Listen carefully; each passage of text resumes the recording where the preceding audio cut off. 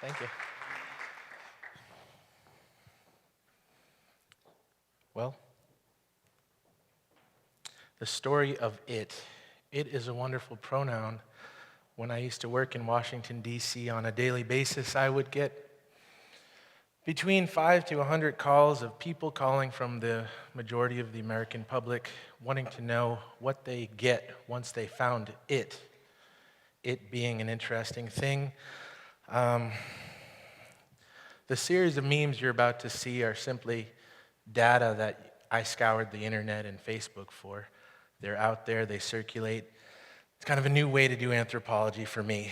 But the words treaty and nation are words of our own language selected in our diplomatic and legislative proceedings by ourselves. We have applied them to Indians as we have applied them to the other nations of the earth. They are applied to all in the same sense. Chief Justice John Marshall, 1832, noted for being the person to render all native people in this country domestic dependent nations. So a dual status of identity is to be an American Indian.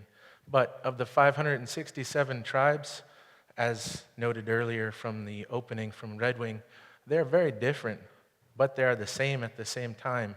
Very different with their tribal cultures, languages, and ideas. As you can see from this particular picture, the truth in memes is always there.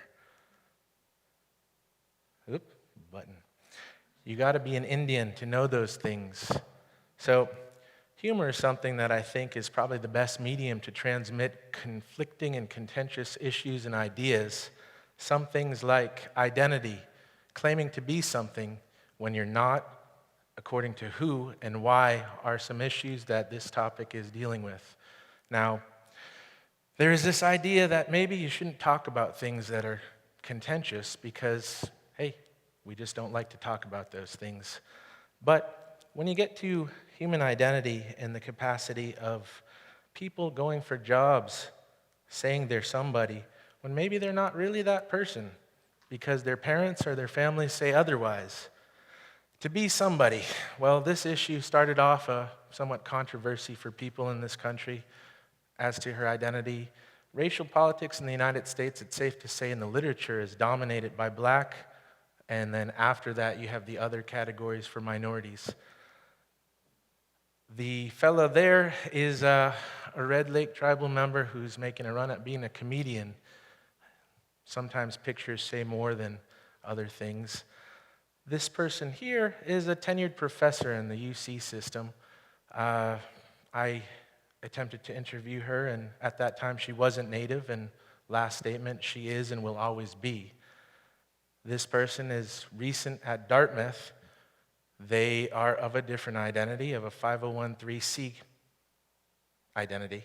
Now, getting into awkward moments, that awkward moment when you can't tell the difference between an Indian and the Asian. I crack up because I got plenty of relatives and cousins, and hey, just like a Brazilian family, phenotypes are interesting in Indian country. You could have someone who looks like my Irish side of the family, as pasty as can be and white. You have native looking, you have African American black skin color, you have Asiatic features. Physical anthro is a whole different place to dwell in, but with the discourse on natives and Facebook, it's fascinating. That dream catcher is not going to work. It was made in China. Now, I run into other natives from other cultures, and they'll start telling me the Lakota version of Iktomi and the way the dream catcher was made. And I'll say, oh, that's cool. What's your culture's story for that?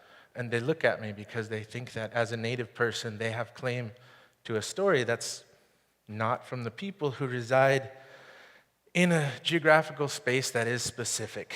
Now, I kind of come from the people who eat taniga. It's meant to show you that certain things, when an anthropologist tells people, they were usually telling white folks, so you're translating the tribal exotic to the mainstream middle-class American. In a presentation, if I can touch some of my cousins and relatives, I like to do that with memes and humor. Taniga is something that if you don't know, I suggest you try to figure out what that is. Now, Dances with Wolves started off a big thing here. I'm sorry, you can't be head men and head women dancers at the Black Hills powwow. Safe to say that those previous people in the original slides there that I showed with pale phenotypes, it's not about the physicality, it's about who you're related to. So if you've been married 4 times and you still have the same in-laws, it's kind of a joke, but it's kind of true when you come from a very close-knit tribal identity. Who are your relatives? Who do you come from? Where do you fit? Now, here we have the pre and after. It's an interesting concept. And then we have every res has that one white girl who keeps it real and lives the native way. Now, to go into each of these memes, I could probably do a good thesis or conference paper. But we all know that one white boy who's cool enough for an enrollment number. To prove that you're native, you need one of those enrollment numbers. If you like Mad Max as I do, I thought this meme was rather incisive. If you see the Road Warrior, you'll find that little guy. But there are themes implicit and embedded within these images, obviously from savagery to evolution of human beings to a civilized status.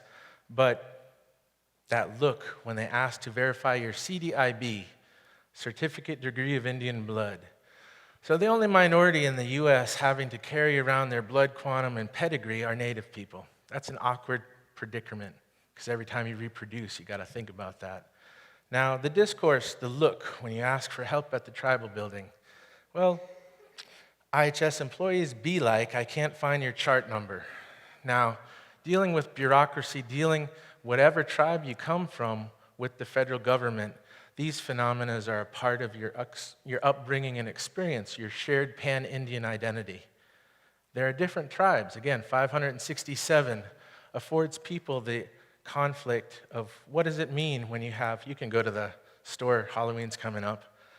There are differences between the phenotype, white and black. And here we have Navajo. This cartoonist is really interesting for the fact that he demonstrates a little bit more of a political satire going on, but that originally pre-contact, then after you have admixture to the era where everybody was John Wayne-ish to a degree, then to the BIA 70s, and then to now where human beings are overly saturated with Facebook. Now, the eclipse just occurred the other day, and in that we have up here, it's a beautiful thing for tribes up here, just like coyotes, but to other tribes, it's not necessarily the same. Traditional Navajos will not view the eclipse, no matter how spectacular it's thought to be. So if you're traditional and you have to go to the internet to figure that out, that's saying something, not quite sure what. But fight for your planet, not your country. Nation states, every indigenous population is held within inside of one. Those are not the original people of this hemisphere. Obviously, it's interesting to see who are the people who are indigenous. If the Bering Strait theory is true, it would beg to, question this notion of aren't the original people further south? So, circling it all back to the story of it, when I used to get those calls on a daily basis, what is it? Who controls it? And how has it been defined for us? It's an interesting question. Thank you. I like this laser pointer.